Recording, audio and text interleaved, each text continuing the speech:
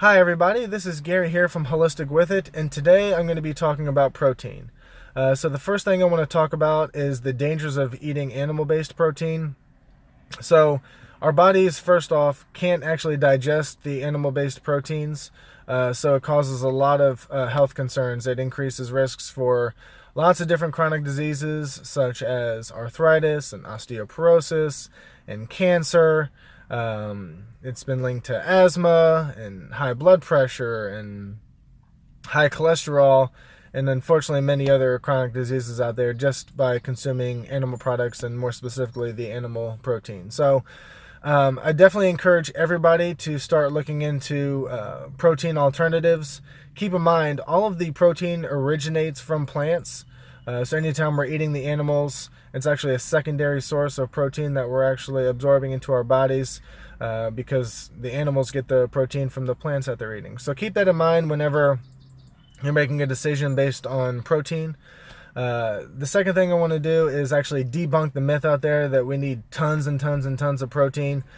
The more protein we need, actually the more detriment to our health it's going to be. So we need only about 4% to 10% of our daily calories from protein. And if you're eating plant-based proteins, it is okay to consume a little bit higher percentage of protein on a daily basis. But 10% is really the most we should ever be consuming. If we start eating more than that, and if you're not, an athlete, or if you're not working out a lot, that excess protein is just going to turn to fat.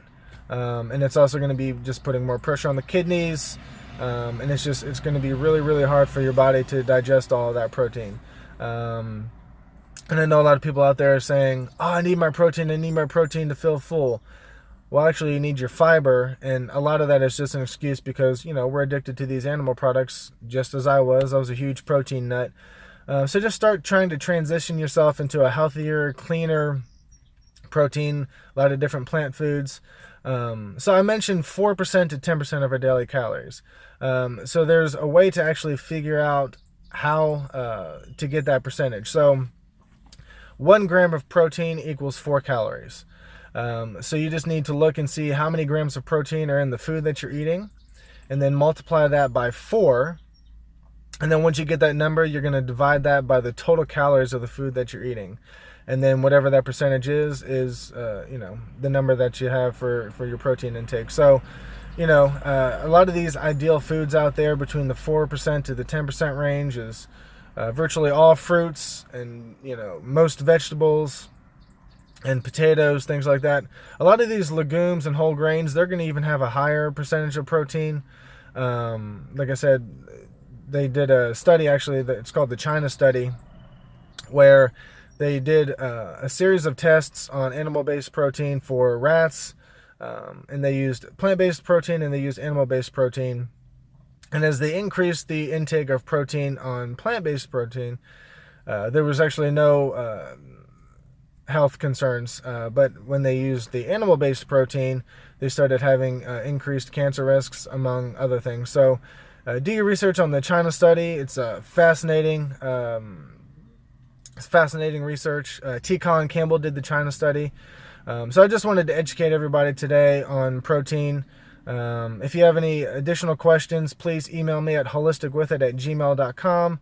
I'm happy to go over in more detail on what foods are ideal for different ages of life, the different proteins that are in foods, and how to transition away from animal-based proteins and how to incorporate more plant-based proteins. And then any other health-related topics, please email me or comment in the video below. And I hope everyone has a great day. I encourage everyone to stay healthy and stay happy. And yeah.